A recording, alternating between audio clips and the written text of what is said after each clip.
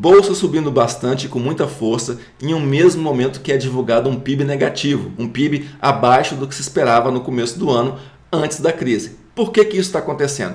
Nesse vídeo eu quero mostrar para você 4 justificativas que explicam por que a Bolsa está subindo com muita força em um mesmo momento em que o PIB está muito abaixo do que se esperava. Se você está chegando agora no canal, meu nome é Rafael Cisne, trabalho com investimentos há mais de 25 anos, estou aqui para te ajudar com suas finanças e com seus investimentos. E deixa aqui um pedido de sempre, que é dê um joinha nesse vídeo, compartilhe essas informações e se inscreva no canal caso você não seja inscrito ainda. Bom, a gente está vendo nos últimos dias 2 notícias. Uma que o PIB está muito abaixo do esperado, caiu 1,5%, e a Bolsa está subindo como nunca, subindo muito forte e muito rápido. Por que isso está acontecendo? O primeiro dos 4 elementos é que a gente não tem uma correlação tão direta, tão positiva entre o PIB e a Bolsa de Valores. Como assim, Rafael?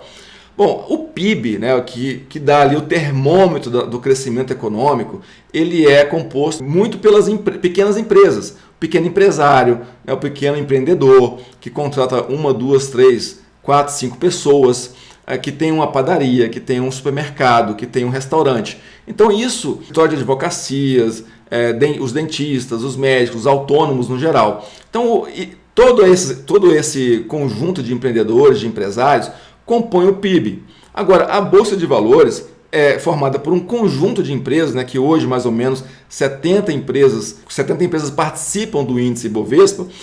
Algumas dessas empresas não têm uma correlação direta com o PIB. Vou dar um exemplo para você entender. A Vale, por exemplo, a mineradora Vale. A Vale exporta minério de ferro para o mundo inteiro. Então, o preço de cotação da Vale na Bolsa de Valores tem muito mais a ver com o preço do minério de ferro lá fora e com o preço do dólar, e muito menos com o crescimento da economia brasileira. A gente já viu vários momentos no passado em que a Bolsa brasileira estava caindo, e a economia brasileira estava caindo, e a cotação da Vale estava subindo, porque ela tem mais a ver com isso, crescimento das vendas de minério de ferro, preço do minério de ferro e cotação do dólar. A Petrobras também. A Petrobras exporta petróleo, então ela depende do preço do petróleo, depende da cotação do dólar e da demanda de petróleo no mundo inteiro. Então ela tem menos correlação com a economia brasileira e mais correlação com o crescimento e com outros fatores que estão fora do Brasil. A gente também tem os bancos. Os bancos, historicamente, eles costumam lucrar na crise, com a economia andando, com juros altos, com juros baixos. Então os bancos sempre têm bastante lucro. Então, se você pegar e olhar a composição do Ibovespa, se você pegar Petro, Vale e os grandes bancos, Bradesco, Itaú, Banco do Brasil, só isso já tem uma participação muito grande no índice Ibovespa.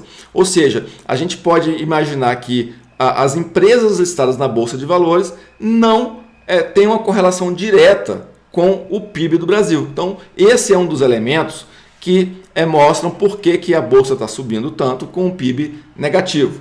Vamos aqui para a minha tela, eu vou mostrar aqui algumas coisas, algumas informações. Então está aqui o site da agência IBGE, que divulgou ali que o PIB cai 1,5% no primeiro trimestre de 2020. Então, se você quiser saber mais informações sobre isso, você pode pegar aqui o site da agência IBGE, que vai divulgar inclusive quais os setores que estão compondo essa queda no PIB. Nos Estados Unidos, a gente percebeu que o PIB caiu muito mais, porque os Estados Unidos têm uma mobilidade muito maior, ele consegue demitir mais rápido e também contratar as pessoas mais rapidamente. Então, por essa agilidade, o PIB nos Estados Unidos caiu mais ainda do que em outros lugares no mundo. Então, veja aqui que o PIB nos Estados Unidos cai 4,8% no primeiro trimestre, afetado pela pandemia do coronavírus. E agora que vem aqui a descorrelação. Esse aqui é o gráfico do S&P 500, que nesse ponto mínimo aqui, ele já representava uma queda de quase que 50% em relação ao topo histórico que estava antes da crise, ali em fevereiro de 2020. Então aqui mais ou menos quase no final de março, ele atingiu o seu ponto mínimo e de lá para cá, o S&P 500, que é a bolsa americana, já subiu praticamente 40, quase 50%. A última vez, essa semana, o fechamento da semana estava indicando aí uma alta de 49% depois do valor mínimo atingido lá no ponto de estrangulamento da crise.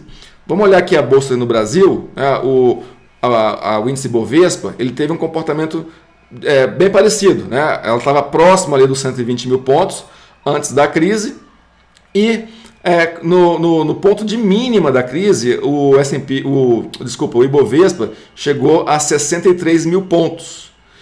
E essa semana fechou ali perto dos 95, né? Ou seja, o índice já subiu, já se recuperou do seu ponto de mínima praticamente 45%. Ou seja, uma bolsa subir 45% em 2 meses é muita coisa. Não tem uma correlação direta com o PIB, porque o PIB divulgado foi muito abaixo do esperado, um PIB negativo, e mesmo assim a bolsa se recuperou com muita força. Então, por que isso está acontecendo? Além da descorrelação da bolsa com o PIB, a gente tem um fator muito, muito importante que está acontecendo no mundo inteiro, principalmente nos países mais desenvolvidos, nos Estados Unidos e na Europa e no Japão também. O contrafluxo não há argumentos. O que isso quer dizer? Quando tem muito fluxo de dinheiro, né, as pessoas não acabam não sofrendo tanto, o mercado financeiro acaba não sofrendo tanto com os efeitos da crise. Olha aqui essa notícia. O Banco Central Europeu ampliou o programa de estímulos para 1,350 bilhões de euros.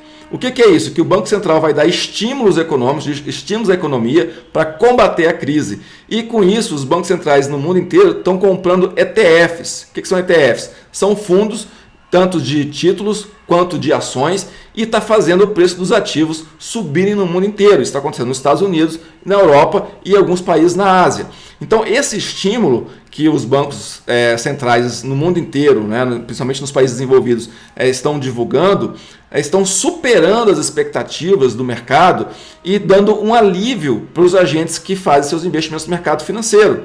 Porque com uma enxurrada de dinheiro que está vindo, mesmo com a economia em frangalhos, os preços dos ativos nas bolsas de valores estão subindo. Então, esse estímulo do Banco Central é um outro elemento, né, dos bancos centrais, é um outro elemento que faz com que as bolsas subam, se recuperem, mesmo que o crescimento econômico, aquele crescimento do pequeno empresário, do empreendedor, demore muito tempo ainda para atingir os patamares anteriores à crise. Olha aqui, uma notícia divulgada pela PINCO, né, que é uma das maiores gestoras de fundos no mundo, ela estima que os estímulos nos Estados Unidos podem superar os 6 trilhões de dólares. Olha o tamanho da responsabilidade do Fed, né, do Banco Central americano, de emitir moeda, de colocar dinheiro na economia para não deixar a economia ficar fraca e fazer com que os preços dos ativos financeiros se valorizem mesmo com o PIB em queda. Então, outro fator que ajuda nessa retomada muito forte da Bolsa é a entrada de novos investidores, mesmo com a Bolsa do jeito que está. A gente tem no Brasil, aí, nos últimos meses, tem crescido o número de investidores na Bolsa, porque o investidor no Brasil, né, o poupador no Brasil, que é um número muito pequeno ainda, ele estava acostumado com juros muito altos. Há 5 anos atrás a gente tinha juros de 14,5% ao ano. Esses juros agora, a Selic está 3%, e com expectativa de cair ainda até 2% antes do final do ano. No próximo dia 16, a gente vai ter mais uma reunião do Comitê de Política Monetária, né, do Banco Central aqui no Brasil, que vai provavelmente diminuir essa taxa de 3 para 2,75. Ou seja, aquela pessoa que tem um recurso aplicado no banco, ela está vendo que isso não está rendendo mais nada. Né? Uma caderneta de poupança hoje está rendendo abaixo de 2% ao ano. Então o seu dinheiro ali no banco realmente não está engrenando, não está se multiplicando. Então as pessoas estão cada vez mais, por conta deste motivo, procurando a Bolsa de Valores com uma visão, né, de remunerar o seu capital muito mais do que deixar parado no banco, naquele fundo DI, na Selic ou até mesmo na caderneta de poupança. Então, a taxa de juros muito baixa no mundo inteiro está estimulando as pessoas a fazerem investimentos mais arriscados. Olha aqui como é que está a taxa de juros no mundo inteiro. No Brasil está 3%, né? Agora, olha só aqui na zona do euro, 0%. Na Alemanha, 0%, Itália, 0%, Holanda, 0%, Espanha, 0%, no Japão está negativa. Ou seja, se você compra um título público japonês, você vai resgatar menos do que você depositou. O mesmo está acontecendo na Suíça. Nos Estados Unidos, a taxa de juros já caiu para 0,25% ao ano. Ou seja, você tem que esperar um ano inteiro com o seu dinheiro lá numa Treasury americana para render 0,25%. Então, essa taxa de juros é um desestímulo para as pessoas que têm dinheiro compradas em títulos públicos, porque vai render cada vez menos. Então, com isso, as pessoas estão procurando investimentos mais arriscados. E o primeiro lugar que você procura esses investimentos é na Bolsa de Valores. Então, esse aqui é um outro elemento que faz com que as pessoas estão procurando migrar para as ações mesmo nessa crise. Então, é mais um elemento que faz com que a Bolsa cresça, né? Porque quando tem fluxo de investidores, mais pessoas comprando, é maior o preço dos ativos. Aqui eu estou mostrando para você como que é a participação do índice Ibovespa, né? O índice é composto mais ou menos por 65 a 70 empresas. E aqui nessa tela a gente consegue ver as principais. Então eu tenho aqui Itaú, B3, né, que é a própria Bolsa de Valores, Petrobras, Bradesco, Ambev, né, Banco do Brasil, Itaúsa, Magazine Luiza. Magazine Luiza, você vê que ela está com o preço das ações maior do que estava antes da crise. Por quê? Ela está com uma estrutura muito forte para vender online. As pessoas vão precisar menos de ir aos shoppings, né, e vão comprar mais online. Então, aquele varejista, né, o pequeno empresário que tem a sua loja, está com dificuldades, mas uma empresa grande como a Magazine Luiza não está passando por essa dificuldade nesse momento porque está vendendo online. Então, a gente percebe que na Bolsa de Valores tem grandes empresas exportadoras, por exemplo, aqui a Suzano, que é de papel e celulose, que ela não depende muito do crescimento econômico interno para poder as suas ações se remunerarem na Bolsa de Valores. Então, isso aqui só reforça o que eu falei aqui no começo, que a gente não tem uma correlação direta entre o PIB e a Bolsa de Valores. Bom, eram esses os elementos que eu queria mostrar para você, para justificar por que a gente está com a Bolsa subindo muito forte e o PIB em queda. Então, resumindo para você, por que a Bolsa está subindo muito forte, enquanto o PIB está negativo e caindo, tanto no Brasil quanto nos países mais desenvolvidos, né, por esses 4 elementos.